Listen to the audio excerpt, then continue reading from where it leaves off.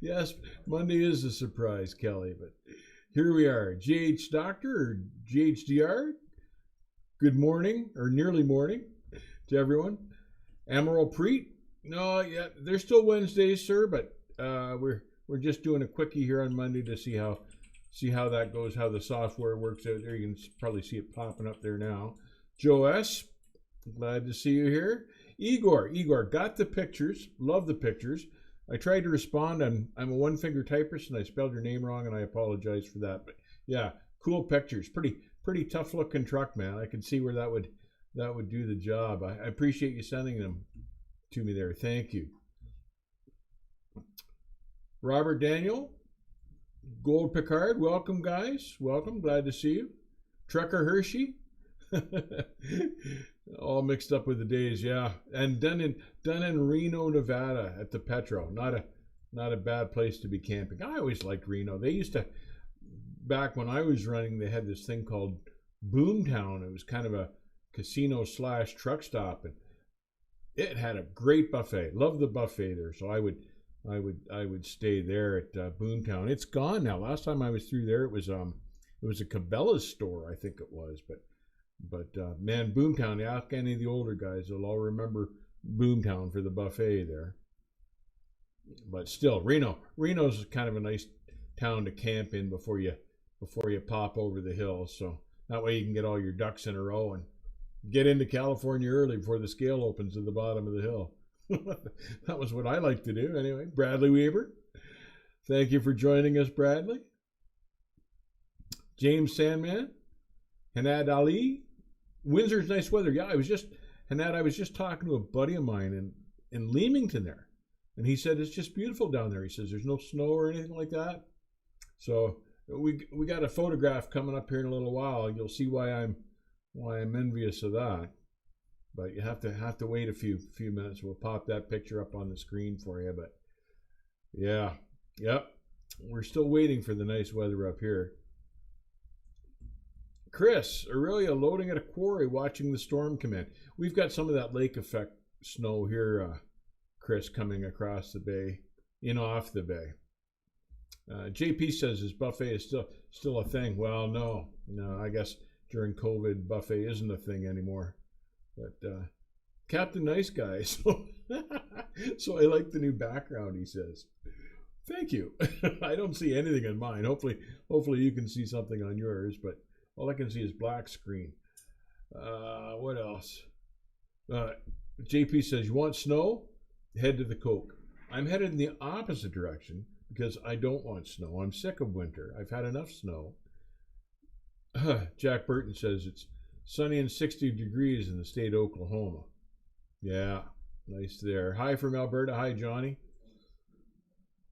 No snow here in western North Dakota. Mark Vars. Sammy says, greetings from Finland. Greetings, Sammy. Thank you for joining us. You should stream in the old Pete, Emerald Pete. We're going to pop up a picture of that truck here shortly if we can to show you how the old Pete is doing. But be a little chilly inside the truck there today. Boomtown is still there. Used to unload cattle where Cabela's is located. Lee Harvey. Is the casino still there? Or, okay, good. Well, I'm glad to know not everything's gone and changed anyway. But yeah, I remember when that was a cattle yard back there, Lee. Yeah, that was a while ago. Okay, let's chat about a few things today because there's always stuff going on in trucking, always stuff. So I find anything like that of interest. So the American Transportation Research Institute has announced some of the worst bottlenecks in the USA for trucks. So, and I'm sure they'll come as nothing of a surprise to professional truck drivers. And there's nothing that I enjoyed more when I was getting paid by the mile than sitting in traffic, stuck in traffic, losing money. So, on the number one on the list, and a surprise to nobody, the George Washington Bridge. Probably the biggest reason I avoided that whole eastern seaboard area. Number 2 on the list, and I never had a whole lot of trouble there, but it does jam up in the mornings and in the evenings, is Cincinnati. Number 3 on the list is Atlanta, and 2 separate spots in Atlanta, both at different points around the ring road there. And yeah, Atlanta's a busy, busy hub, and it's got highways going in all directions out of there. I can see why it would be a traffic concern. I did get stuck in Atlanta a few times, but I used to usually hang outside until the rush hours were winding down. Houston, next on the list. Then Chicago, another no surprise deal. Chattanooga was next on the list after that. And that kind of surprised me, but they say that the interstate interjunctions of 75 and 24 now, it backs up fairly regularly. St. Louis, Missouri, yeah, no surprise there. New York City at the interchange of 95 and 287, another no surprise.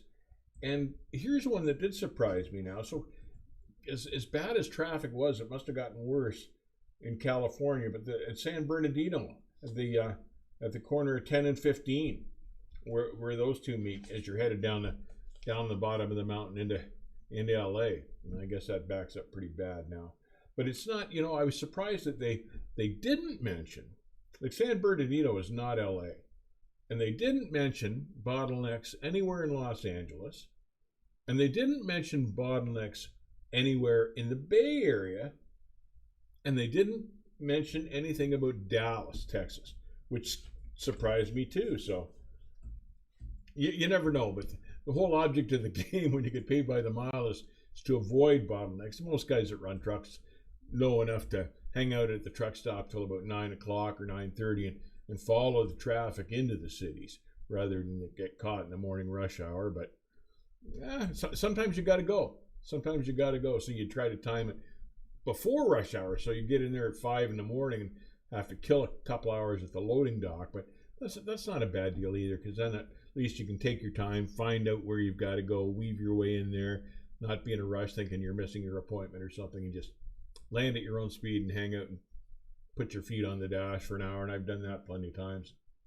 That's not too bad either. But lots of traffic going on. And even though COVID has really lowered the traffic a lot this year, I guess it's starting to come back. So nature of the beast. The economy's got to go. The economy's got to turn. Something else that I found interesting that was announced this week, and I'm a little worried about this, but yes? Pardon me?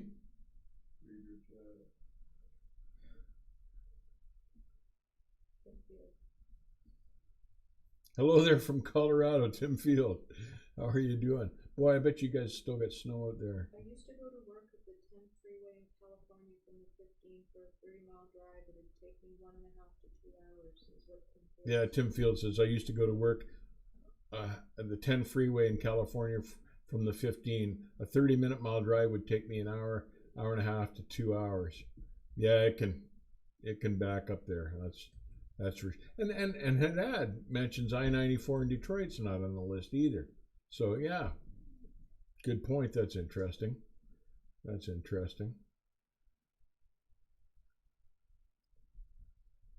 Let me talk about something else that's going on.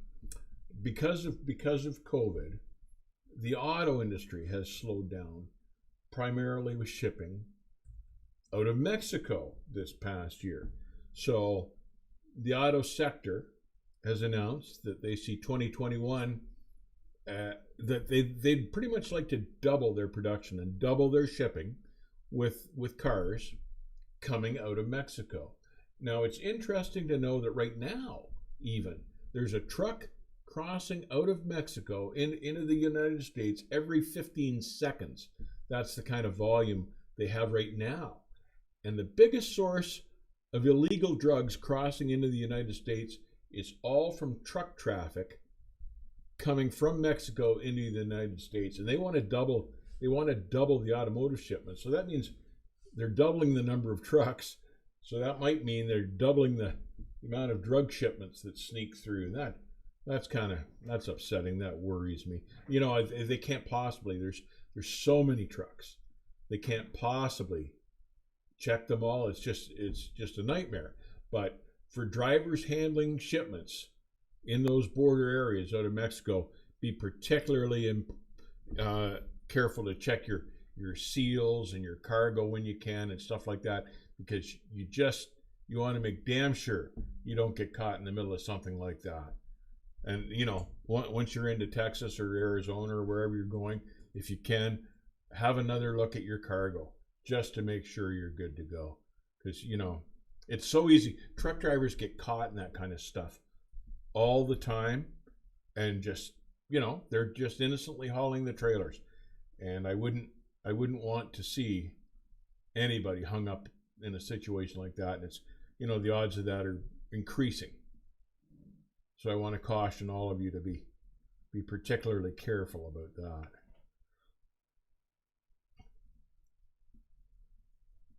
Well, Winder from Regina, how are you doing? Anthony Gerling, my boss sent us one of your videos for training. Been watching you in the vids for several years. Well, thank you, Anthony. I'm glad your boss is watching us too. Can we pull up that? Are we able to pull up the picture of our Peterbilt there? I'm ready. I can't see it, but tell me when it's up. I'm relaxed. Okay.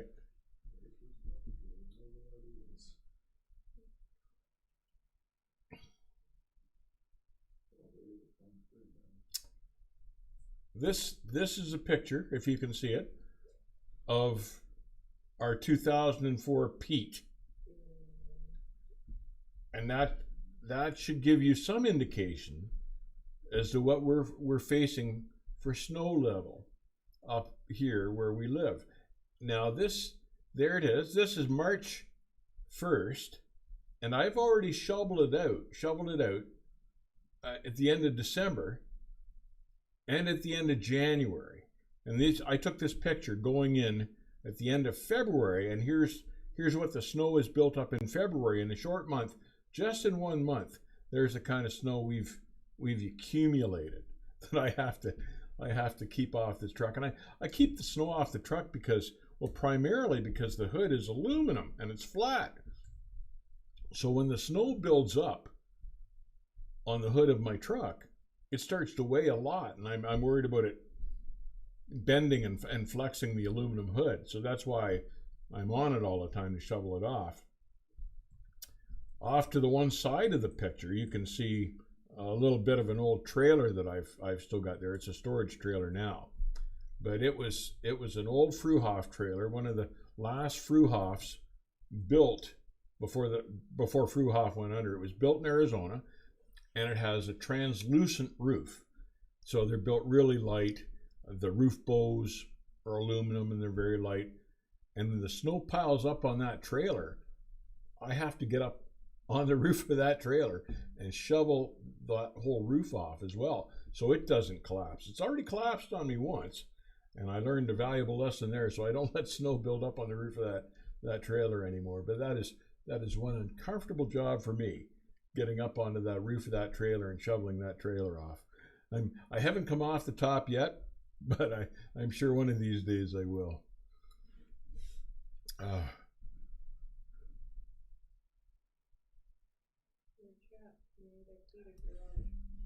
I do need a heated garage. I just can't afford a heated garage. They're hugely expensive. I'd love to have one, because I could keep the truck in there and tinker on it all winter. But I priced it once a number of years ago, and I was looking at over $200,000 up here just for a heated garage, and I just didn't have that kind of money. Still don't. So the poor old truck sits outside in the winter for the winter time. Jeff Reese says, wow, and we fussed about the 3 inches we got in Del Rio, Texas. Yeah, this is what northern Ontario looks like in the wintertime. Jeff, you guys in Texas have it light. Although I was watching a thing on the news today about all the crop damage from the bad weather that Texas got there last week, and the crop damage is in the millions. And It affected all their groceries down there. Milk production, eggs, the chickens, everything. So there's going to be like a grocery shortage in Texas for the next few weeks. The storm hurt them bad, killed all their orange crops. Terrible thing. They're just not used to getting weather like that down there. So I was sorry to hear the extent of the damage down there in Texas from that storm. What else have we got going on here?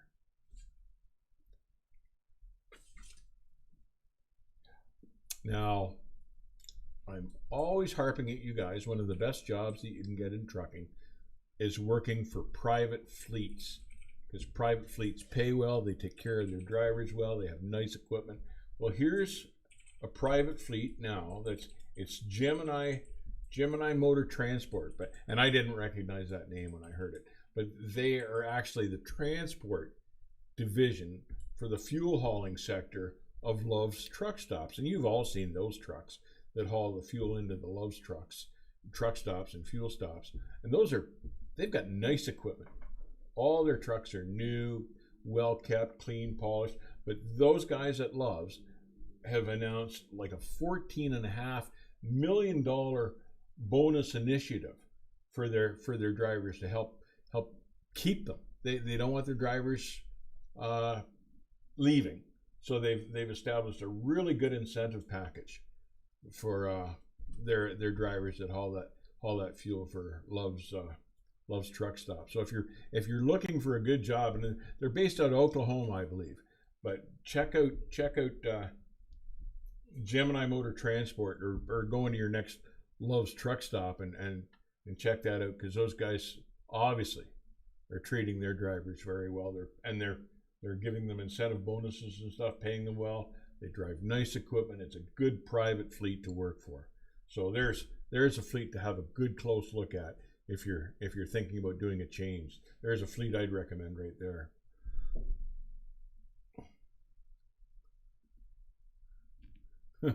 Roger Penske says, Dave, there's a reason that the home for mechanical equipment storage is Arizona.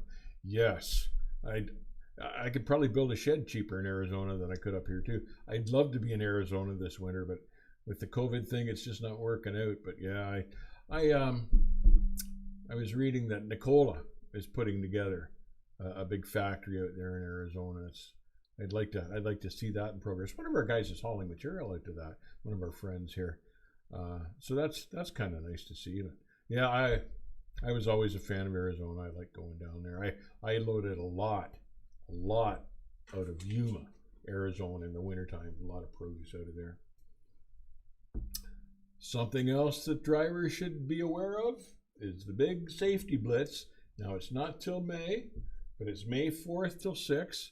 So COVID or not, they're saying they're going to hold this blitz. The US DOT and Canadian DOT are going to hold a big safety blitz for trucks coming. So mark that on your calendars, mark it on your day books. May 4th to 6th, you want to have all your ducks in a row. And as you know, some of these territories and provinces may scatter the dates a wee bit, but it's all going to be the same thing. It's a nationwide safety blitz. So everybody needs to be aware of that. Might be a good time to take a couple days off. That's what I used to try to do.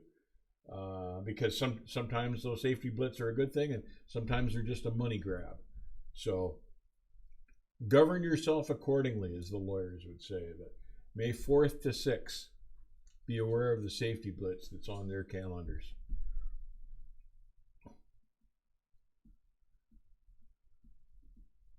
Daniel Meredith says, Yellow YRC is great pay. Yes, they are. I love my job. He's a yard driver there.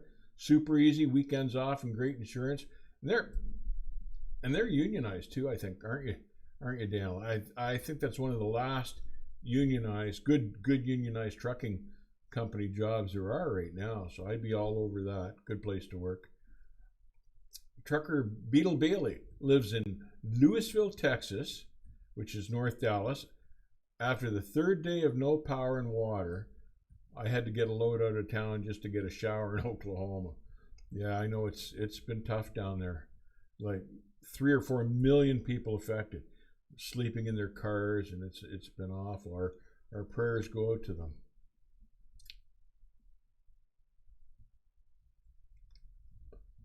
Chunk of luck. Howdy from Saskatchewan. Ordered one of your t-shirts.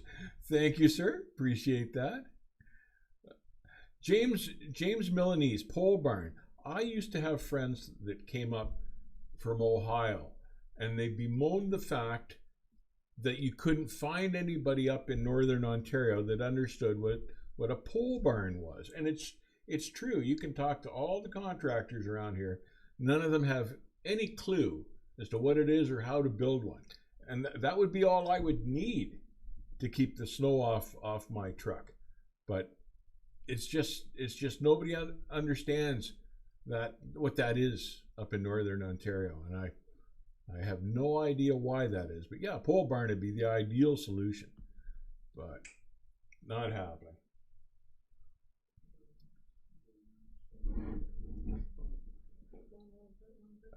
Hello from Cicero, Illinois. I know Cicero. I'm considering obtaining my CDL and really looking forward to this career path. Thank you so much for your channel and passing on your knowledge and insight. God bless. That's nice. From Angel Amador. Well, thank you for saying so. And you've got some good carriers in your neck of the woods too. So I'm sure you'll be fine. Chicago's actually, there's a lot of trucking that goes on in and around Chicago.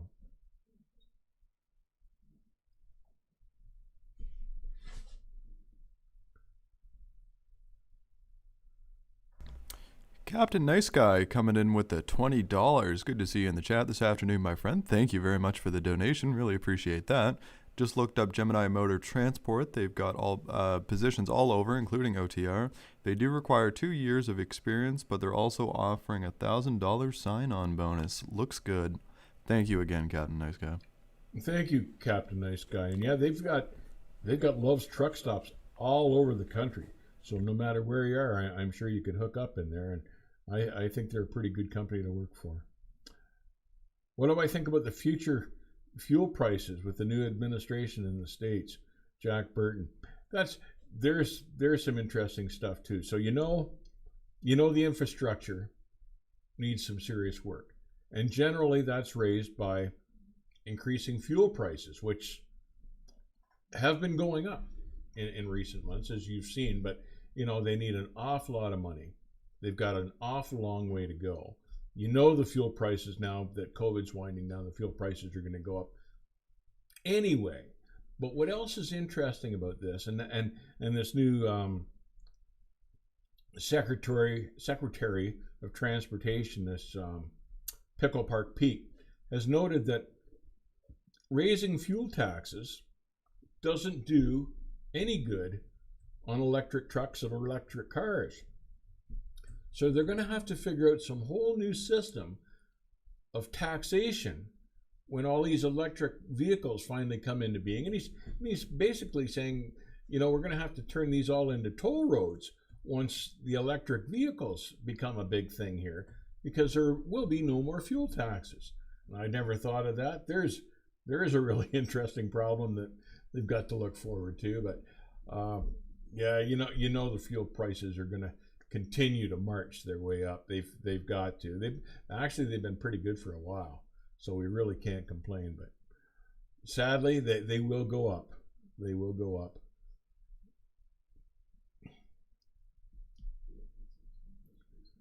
Sarah Sim, for being a fresher in trucking industry, would you suggest start with a flatbed or a reefer job? I'd suggest. Well, I always preferred reefer work because flatbedding was hard physical work, and it could be more dangerous. So I'd start with the reefer work. There's more less physical and more think about what you've got to do to make the freight survive, kind of a thing. I'd start with reefer work. It's a good mental challenge. It's a good exercise, and not a whole lot of danger involved. So I think I'd go with reefers. Yep. Uh-huh. Oh no, I'm not done. Sorry. So, something else that has popped up in the media this week, and we were just talking about, I don't remember who it was that was talking about the big LONESTARs that International makes, or NAVISTAR now as they like to be called. But I didn't even know if they were still making them or not, because you don't see a whole lot of them around. But apparently they are still around, and now Navistar has recalled 32,600 of their Lone Star models, and primarily the flagship LT model, which you've paid the most for, because their engines are shutting down due to electrical issues. So poor old International's had their issues over the past number of years, but here's another big thing that's going to hurt them. Although, you know, I believe now that they're primarily owned by the same corporate headquarters that owns Volkswagen, so maybe Volkswagen will take the financial hit from this one, but poor old International gets hit again. Sorry to see that, but I didn't even know they were still making those Lone Stars, but I guess they are.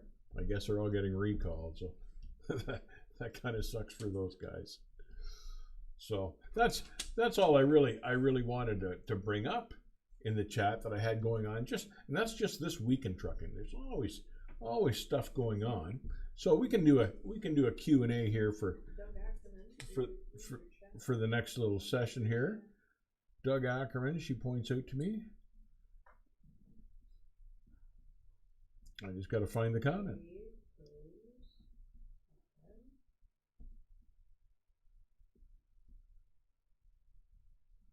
Those are ugly. Those are ugly trucks, the Lone Stars.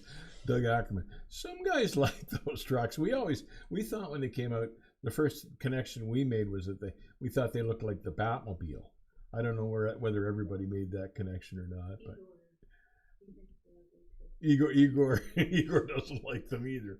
Yeah, I remember going to a truck show and seeing those for the first time, and I forget who I was with now. It might have been the Lettuce King, and he commented to me that there was an awful lot of aluminum on them at the time they brought them out. It would take you all day Sunday and Monday just to polish the aluminum to keep it up, or the truck would look like hell. It had so much aluminum on it.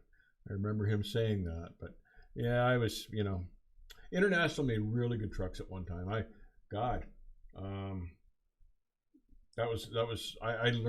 learned to drive in an International in an old Transstar, and they were tough old girls, but International kind of lost its way in the last number of years.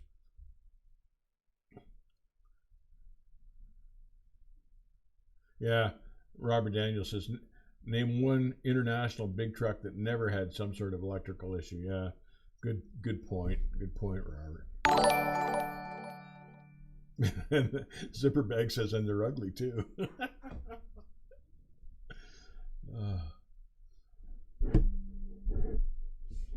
Trucker Beetle Bailey says, my audio is low.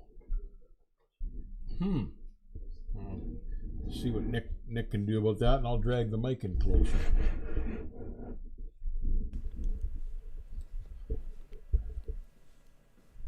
James Timler says he always liked the Lone Star's style. No, it's not you, James. But at least they had a decent hood on them. So I got to say that for them. Chris Staten coming in with the $5. Thank you very much for that. Have you ever heard of Landhawk carriers? And thanks for the awesome content. It is very informative. Well, thank you, Chris. I appreciate that. No, I am not familiar with Landhawk carriers. Where are they out of? Can you tell me? I'm not familiar with them. Brad Coddington, have I seen the new next generation T680 and the 579 Pete? I saw pictures of the 579 first, and I liked it more than the previous model. And I always kind of liked the T680. And then about a week later, Kenworth announced their revision. Their styling changed to the 680, and I liked it even better. And basically what they've done is taken the noses of the trucks and pulled them down and forward a little to make them slope a little more. And I guess they're getting about a 7% increase on their fuel mileage just from dragging the noses down and lower to the ground. Pete says they actually managed to get a bigger rad in them because of that alteration, which always helps. That's kind of nice. So yeah, I have seen them. I like them both. and I prefer the 680. I think out of the two of them, I like the grill on the 680 more. I think that's what it boils down to for me. But they're both good trucks. Igor says he'd love to see the Lettuce King's opinion about Lone Star.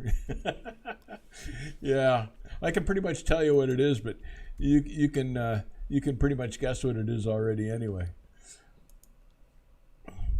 Emerald Preet, how do I feel about off-highway logging? I thought about going into that one day. That's something I always wanted to try. Frankly, I think it looks like a hell of a challenge, and it takes some serious skill by just by seeing it and watching it. I gather you're in mud up to your knees half the time, but something I'd really like to try, and controlling those things coming down those logging roads in the mud and the snow. I'd like to try that work. It can't be for the faint of heart, but I'd love to try it.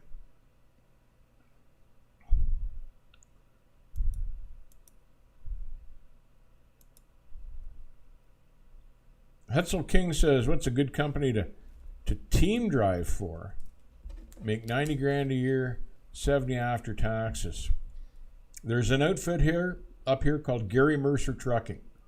They run teams, and they're top-notch operations. So I would recommend Gary Mercer Trucking for teams. And other than that, I can't think of any off the top of my head. Fred works there. Yes, Fred Besmer works there, and has been there for a number of years, I believe. Quite likes it. So I know Gary, so I recommend. I haven't seen him in years, but I'd recommend them. Where is the legend Lettuce King today? Tim Field. He's got like a little low boy flatbed gig around the city down in Toronto most days, and I imagine that's where he is right about now, is hauling construction equipment on a low boy around Toronto for this big construction firm. I'm sure that's what he'll be up to right now. Can you just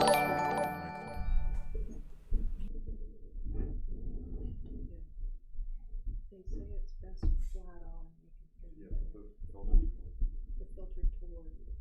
Yeah. Okay. Let's see if that improves my sound. I've adjusted the mic here.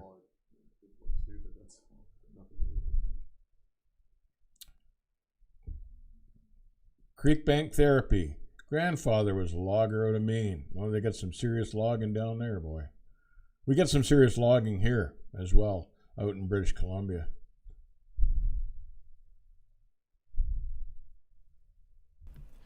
Daniel Meredith Jr. coming in with a 20 this afternoon. Good to see you in the chat this afternoon, Daniel, one of our regulars. New Swift or any other mega carriers drivers don't give up and finish a year and pay off your loan and get the experience. We all had to start from somewhere. I started with Swift and did my 1 year, and now with YRC. Trucking is a great job. Thanks again, Daniel. Yeah, thank you, Daniel. And that's some good advice too. If you can tough out your year there, some of these mega carriers are all right if you can just tough them out for long enough to get your training in, pay your training off, and then go look for something like Daniel did at YRC that just pays better. And I've talked to guys at Swift that just went into like their local haul city division stuff and have stayed for years and are quite happy there. So of course it depends on where you live and how they pay you and stuff like that. But they've got a lot of work in around Phoenix, and maybe they'd be all right if you just stuck to the right division there and didn't go over the road. But yeah, get your experience in first, build up your seat time, and then if you're looking for more money, then have a look around. But pay off your loan, get your experience first. It's a good starting company. Swift's a good starting company.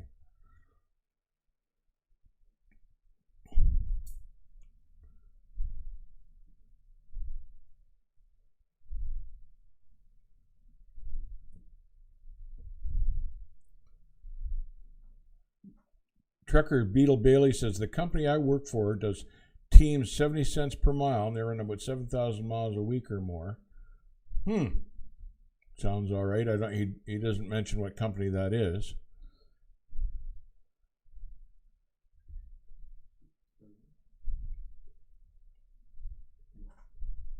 M.O. Preet says, in Toronto, got to keep your eye out for the Lettuce King. He doesn't drive his great big monster truck down there hauling that stuff around. I'm not even sure what kind of a truck that he does. I think it's like a day cab Pete, a black day cab Pete. Is it red? A red day cab Pete that he hauls around down there. So wave if you see him.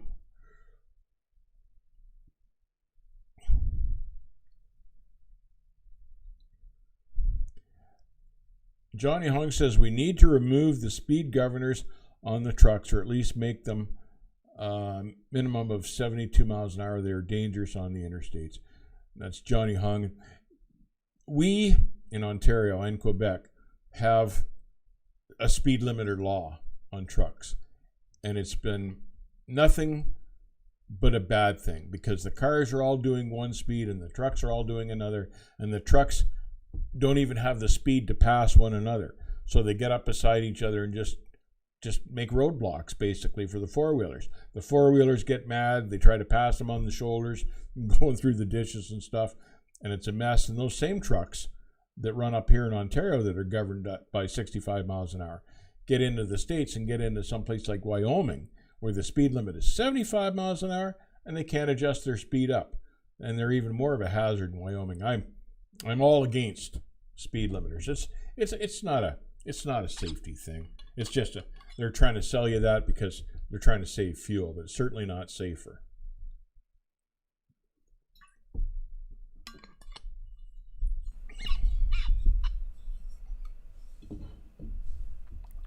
Piggy and Gary Trucking, do you have any opinion on Wilson Logistics as a starting company? That's odd you should mention Wilson Logistics, because I've got my eye on them for Friday's video. So I'm not too happy with them, actually. I know they're a progressive carrier, but they're doing some things that I don't like, and we'll have to wait for Friday to find out what that is. But right now, from what I know of Wilson Logistics, no, I wouldn't recommend them, because they're doing some things that I regard as highly unsafe. And safety to me is everything, especially when it's your life. If you're the driver, safety is everything. And the cars around you as well. So no, I don't like their approach to safety. They're focused on money rather than safety. And that's all it takes for me not to like them. So Western Star hasn't fixed any of their problems, such as corrosion or etc. Yet they want more money than a Kenworth. Chris, is that right? Their Western Star costs more than a Kenworth these days. I've lost track of who even owns Western Star. Are they not owned by Volvo now? I'm not even sure. But that surprises me. That surprises me. Western Star makes a good truck. I don't think they're better than a Kenworth, but they're heavier, and weight is an issue depending on what you're hauling. But I certainly wouldn't pay more for a Western Star, and they don't have nearly the dealer network through the U.S. that Kenworth does. So I wouldn't compare them at all. That's apples and oranges. I think they're asking too much. If that's the case, I think they're over their heads.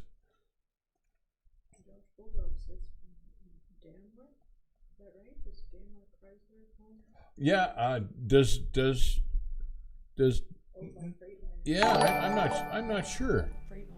I'm not sure whether Freightliner owns Western Star or not.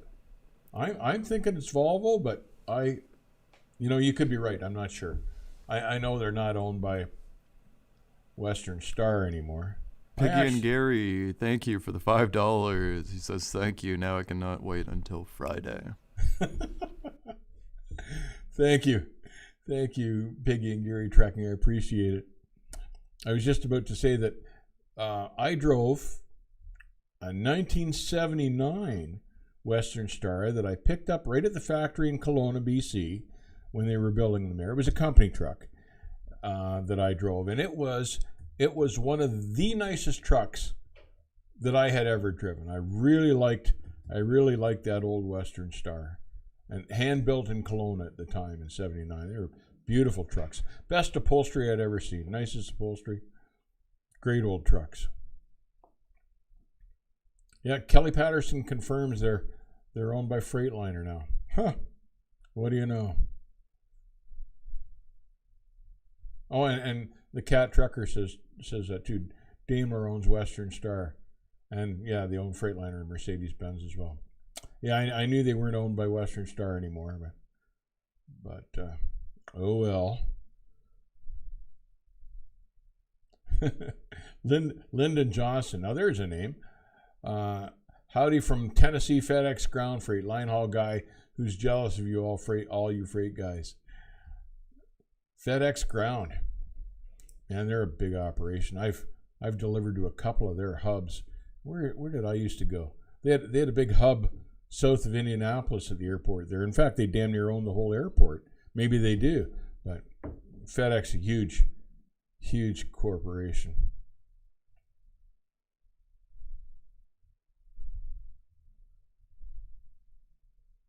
Huh. Talking to Josh here, Mark Varr says, I do not like the new Mac Anthem, and he has one. Well, Josh's not going to take that well. Excuse me.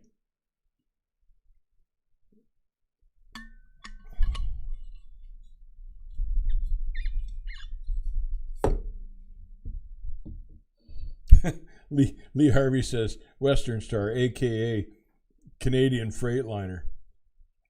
Yeah, I guess that's kind of the case. Yeah. Oh, excuse me.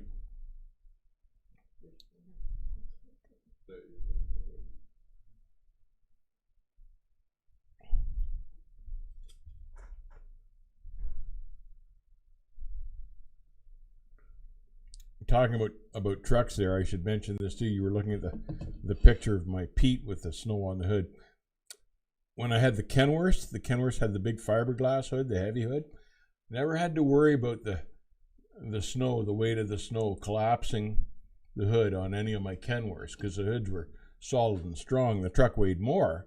Never had that problem with the flat Pete hoods and the aluminum hood panels. I've had to worry about that with the Petes.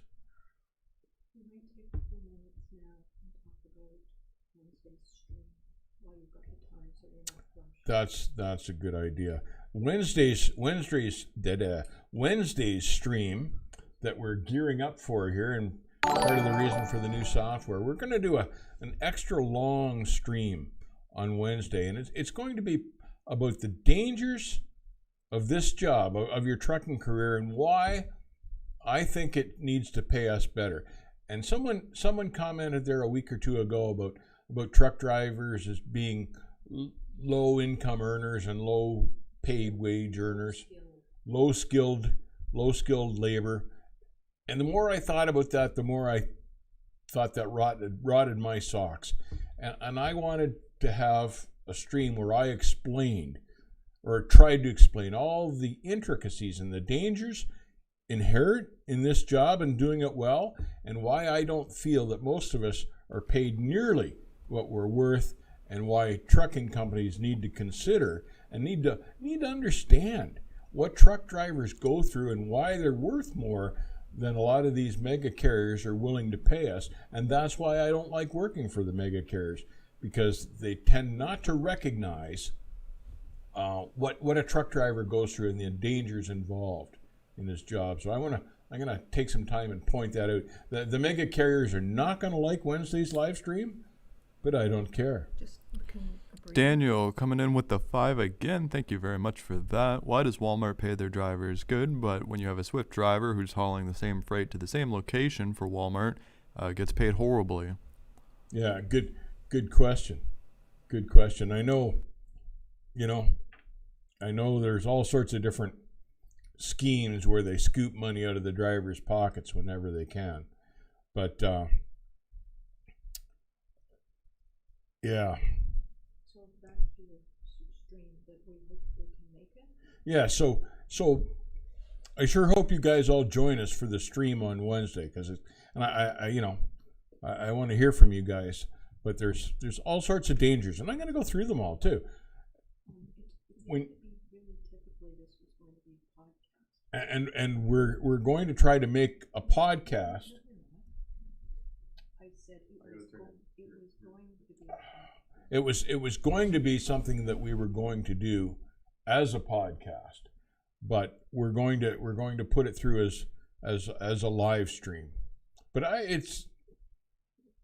it's important stuff for truck drivers to be aware of, and it's important stuff for carriers to be aware that the truck drivers are aware of this stuff, and why guys are leaving this industry needlessly just because the carriers won't pay enough. And they whine about a driver shortage and stuff, but they're the ones creating the shortage because they refuse to pay their good drivers well. So they're not true of all carriers, but an awful lot of them. And everybody needs to be aware of the inherent dangers in their jobs. And there's all sorts of directions truck drivers can get hurt at this job. And we're going to talk about it because it's warming me up. Just thinking about it's warming me up. To pay some poor guy like $30,000, $35,000 a year, be gone from home all the time, risking his life. It's an important stream, and we really want them to be here. So it's we really hope you join us for that because it's going to be an important stream. So please join us for that. That's on Wednesday at 4 p.m.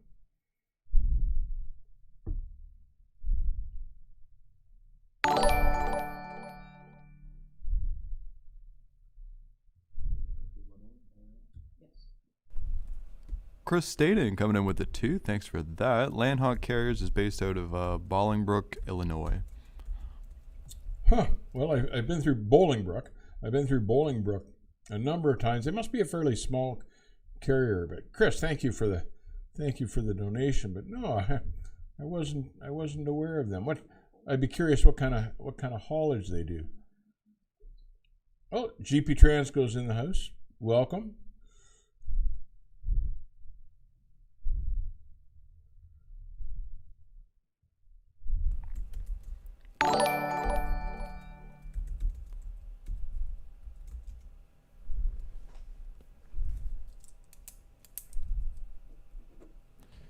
Jonathan Mestro coming in with the 10. Good to see you in the chat this afternoon, Jonathan. Another one of our regulars here. Any advice for me? Can't post the question on here, but we'll post in the comments. Keep up the great content. How can I fix it? Jonathan, thank you. How can I fix a raspy air horn? Dave, he asked you a question there. Isn't that the question that I'm reading now? Well, part of the... Oh, I guess that is linked to it. He said any advice for me. I guess he put it out of order there. Yeah, and how to fix a raspy air horn? Yeah, I didn't know that was in relation to that. Unless he's asking 2 separate questions. So why not throw in some advice too, and just in general? All right. Well, it sounds like something's stuck in their throat. Air horns are fully exposed to the weather, and just after a while, their time comes, depending on what's in there, and they'll rust out.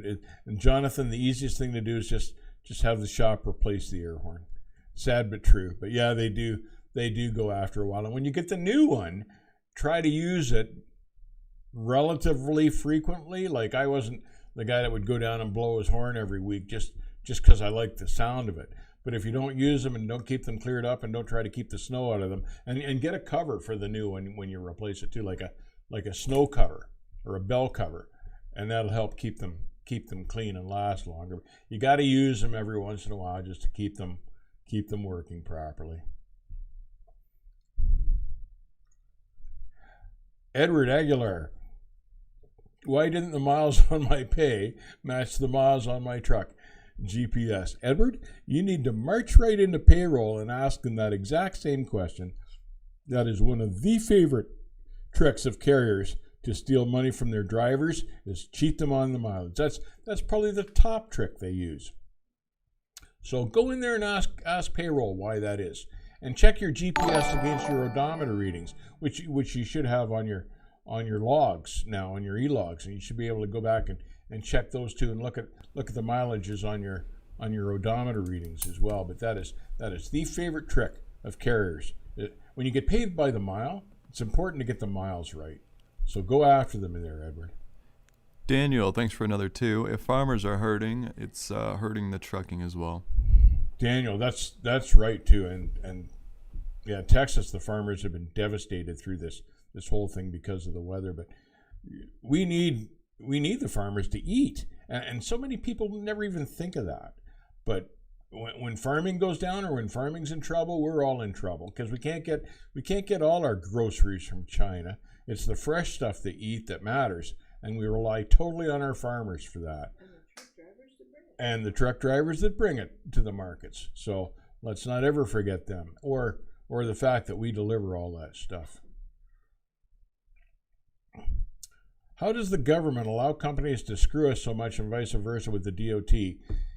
I understand the safety, but punishment is different from teaching. Raul Martinez, because we're not properly represented in the government. We're not properly supported. The legislation isn't there to treat us properly like employees. And this is what California and AB 5 is fighting for right now, and has been for a year or so, because carriers and corporations can abuse their people in search of more profits, and they find the easiest way to make more money is to pay their people less, or cheat their people out of some of their pay. And trucking is sadly underrepresented and poorly represented by the Fair Labor Standards Act and things like this, and it's a never-ending battle, Raul, and that's why I advise these days to do your trucking by the mile. Go for carriers that pay by the hour when you're driving. I said by the mile, but by the hour is what I meant to say. And if you go work for people that pay by the hour, it's much harder to have them cheat you. Smart Tap Man, thank you very much for the 4. Has anyone ever tried to sabotage your equipment? Well, if that question's for me, yes, definitely Dave has tried to sabotage my equipment many times. In fact, he does so on a regular basis. But if that question was for Dave, I'll let him answer that now. Well, thank you. And no, I've been very lucky that way. Mind you, I always... Wow. You've had a truck stolen. You've had your truck stoned as well. Well, as Kathy reminds me, and me, hello. We did have both a truck and a trailer stolen, separate occasions, back a number of years ago. And I consider myself lucky that was all that happened. But as far as sabotage, no, we've never had anyone sabotage the equipment. But we've always been really particular about trying to keep an eye on it. Both the truck and the trailer that we had stolen were not up here in our yard. They were elsewhere. The truck that got stolen was at an alignment shop. It's stolen right out of an alignment shop. I'm not even mentioning that. But what about what I asked there? What did you ask? Sorry. That time your trailer got stoned, your truck. What about the time it got stolen? Stoned. Oh, no, they never hit me. They never hit me that I thought time. you said it hit the trailer in your story. No, I didn't. They didn't get me once. There were no. They tried though. I was in an area of Oakland, in the projects in Oakland, and there were a bunch of kids throwing rocks at my truck and trailer. We'll put that under attempted sabotage. It was attempted sabotage, I guess. But yeah. Mark Foz, Dave, did you ever get a new phone? Oh, I got a new phone. I got a new phone. You guys want to see my new phone? We got to give him a minute here to turn it on, because he shuts it down instead of turning it off. Oh, a little bit closer. There you go. Nice. Still got the default wallpaper on it. There's still a huge learning curve involved.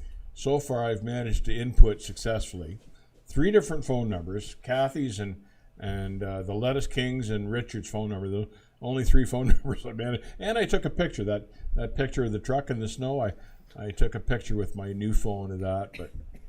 But quite a bit of learning curve. They told me to shut off the data on the phone when I'm in the house, and I didn't even know how to do that. Back to the chat.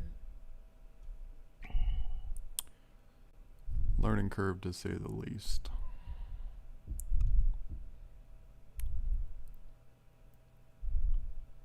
Dave replaced his rotary. GB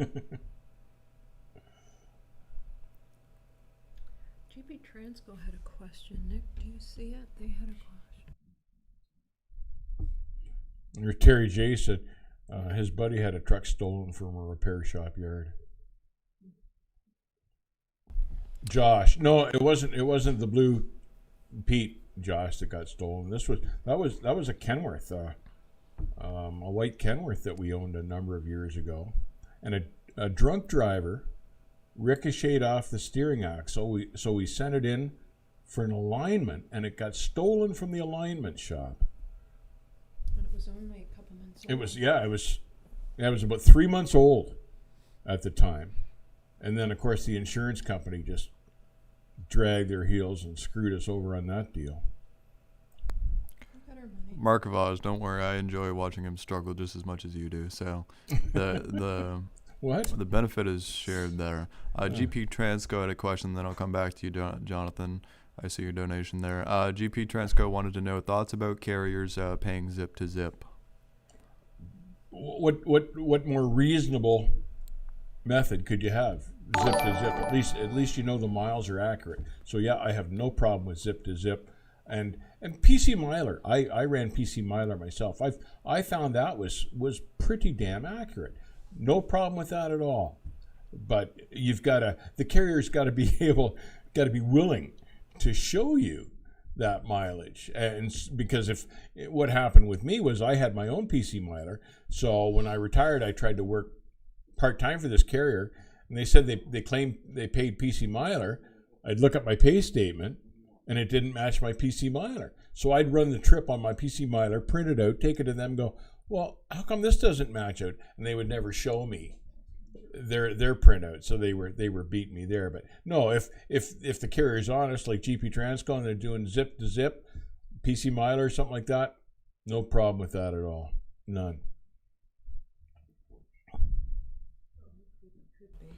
Jonathan Mestrel, thank you very much for the $5 donation. He says, well, you can't crap on smartphones now. You've joined the club. And while I would like to say that's true, it's like, I don't know, it's like those really older guys who own the Porsches, you know, they own one, but that doesn't mean they're part of the club, you know, like it doesn't mean they can drive it.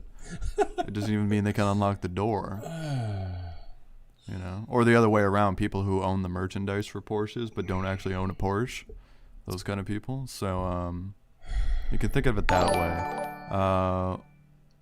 Smart to check, man. Sorry, I know I'm butchering that. How long after school is good for OTR on your own? Thank you for the donation, by the way, fellas. Well, depending on what, thank you for the donation. Depending on what you're comfortable with. Like I went virtually into over the road almost initially. So I don't think it depends on what you're comfortable with, and depends on what you want to do, and, you know, whether you have a family and stuff like that. But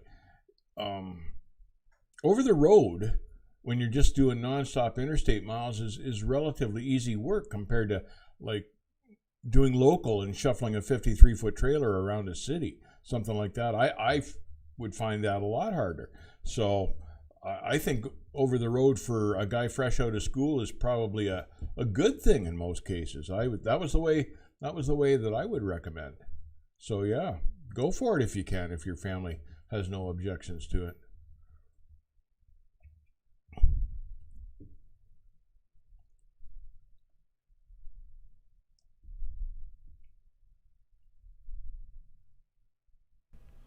Jonathan, thanks for another $5. Don't tell GP to go zip to zip. They pay address to address. If they change my pay, I'm sending an invoice for the difference. Well said. Jonathan, now I'm assuming when I say zip to zip that's virtually the same as paying address to address, but I'm being corrected here that's not the case anymore with these mileage programs. That zip to zip is a much bigger range by the sounds of it. So no, I like address to address. If that's more accurate, whatever's the most accurate, whatever's going to be the most honest method of paying the driver for all the distance driven, that's the method I like. Gary Mercer Trucking, which I mentioned earlier, actually pays hub miles. Another great way of paying. Oh my God. Roger Penske has 2 flip phones he no longer uses. Both are in excellent condition. He says, email me. Oh no. Just send them along, Roger. Thanks. Hurry. American SIM card, they won't work up here anyways. Thank God. You know what? I went into we used to call it Radio Shack. Now they call it the Source. They didn't even carry flip phones anymore up here. It's a Like, Canadian I tried. carrier, by the way. So Pardon me? That's a Canadian carrier, by the way, so they don't. Oh, they don't have them down there? No. Oh, well. As Anyway, are most they didn't have it. not carriers. Companies. Chains, that's the word I'm looking for. As are most chains up here in Canada.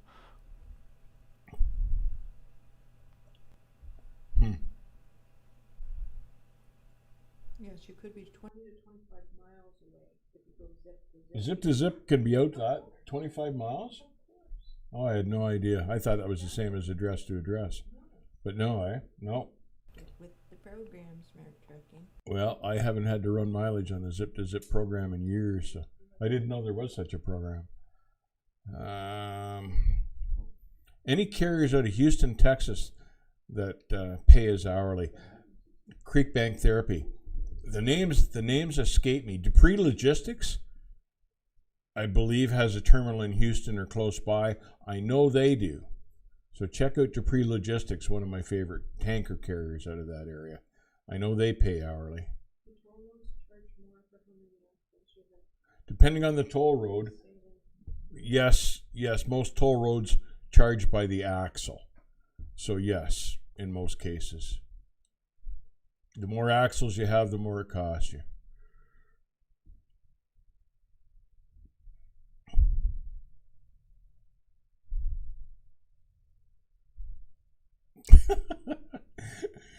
Zach McNeil, GP Transco coming to Canada. I get that a lot. Our version of Swift is Canada Cartage. There is another carrier that was at one time really reputable that's really gone in the toilet. Up here is Canada Cartage. Too bad, but yeah, they are the new Swift up here.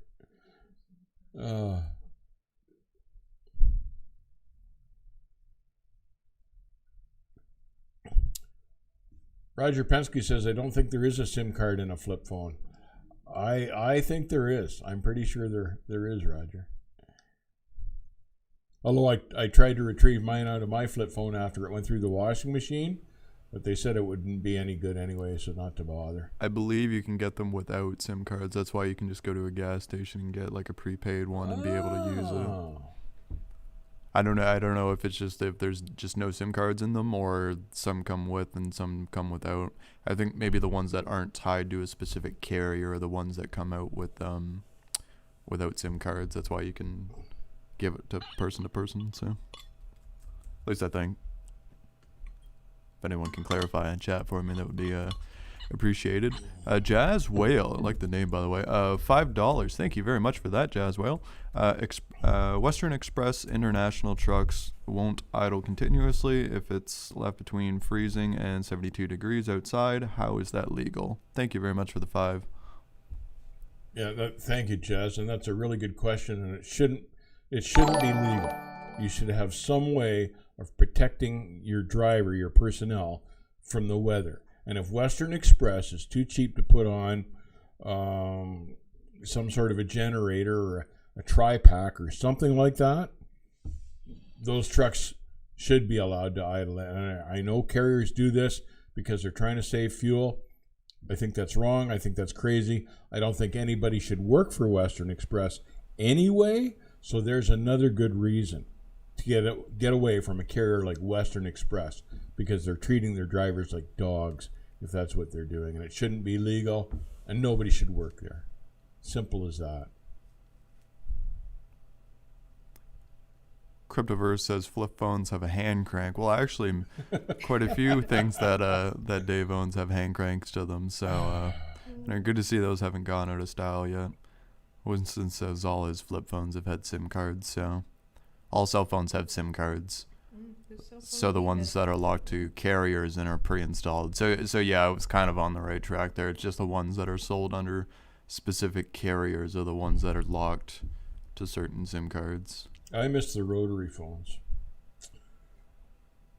Okay, a few more. Come on down to the corn patch, Dave. I'll make you a deal on a slightly used flip phone. Lee Harvey. I might do that. I like the corn patch anyway. Find a flip phone that works for me. You know, I was experimenting with my new phone, and I have to press 4 different buttons to call my wife. If my flip or my smartphone doesn't seem to have speed dial, you've got to hit, got to go into the phone, then you've got to go into this, then you got to go into that, then you got to hit Kathy's name. And on my flip phone, I can just press 2 send. It is a very complicated algorithm, I'll admit, to figure out. Only the best and brightest and actual award winners have been able to figure it out thus far. So, the fact that you're even attempting to tackle such complex algorithms, it impresses me. I know. First thing I tried, speed dial. No speed dial. I'll start charging you pay by the button or something. Hey, Fred Besmer's here. Hey, Fred, how you doing? Glad you could join us. We're not supposed to be here till Wednesday, but we're here now. Couple more questions. I work with Western Express, and I'm going to put my notice in. Good. Raul Martinez. They don't put bunk heaters in the new Freightliners and put me in serious danger when my truck broke down. Yeah, Raul, I've never heard anything good about Western Express. They seem to be a really garbage outfit, so better to get out of there. Your life's worth more than that. Your time is worth more than that. See, David, I would teach him about the chat command, like the voice activated stuff, but I don't know if we want to be hearing him yell at his phone from like in the rest of the house. We have pretty thin walls and we can hear each other pretty easily, and I don't know if I want to hear him screaming at his phone in the middle of the night. So Smart Chat Man, thank you for another 3. My dad remembers when color TV was new. I think Dave remembers that too. I remember that. I remember that. So that puts it into perspective for you. I remember when black and white TV was new. And we were the last house in the neighborhood to get one. My dad was so cheap. I wouldn't brag about it. And we got it from Shell bonus stamps. I remember that too. It's funny you should say that. I think my dad's kind of cheap too. So Gee, it's an inherited thing. genetic. It's an inherited thing. Okay, can we wrap it? Well, I guess we better go for now. Before I do go, I want to remind everybody once again, please join us Wednesday. It's going to be a really good stream and pretty important stuff, because I'm a little bit warmed up about the state of the situation and the pay and the dangers involved, and then what they ask you to work for. Tell them when they come to the stream to think about what they feel the hardest part of their job is and bring that to the stream Wednesday. Kathy raises a good point.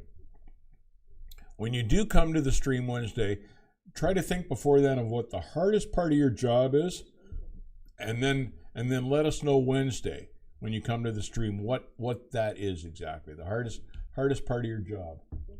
And think it through and let us know. That's it for today. Lee Harvey says, I used to run 3 logbooks, but I've met my match with the newest iPhone. Yeah, I shouldn't even say that. I had no problem with managing the 3 logbooks, but the iPhone, man, technology in general. But if it's paper, I can usually manipulate it. I sympathize that, Lee Harvey. Let it be known the only way Dave is able to function around electronics is because of those around him. So don't let that get twisted. Yes. Thank God my wife and my son are technologically advanced, or I'd never get through life anymore. Did you tell them about Friday's video already? Friday's video is me on a bit of a tear and a rant about...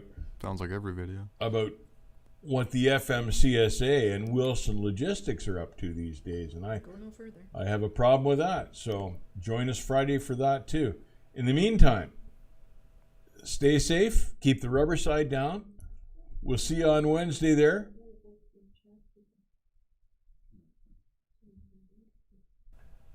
Take care, and we'll see you Wednesday. Have a good night, everyone.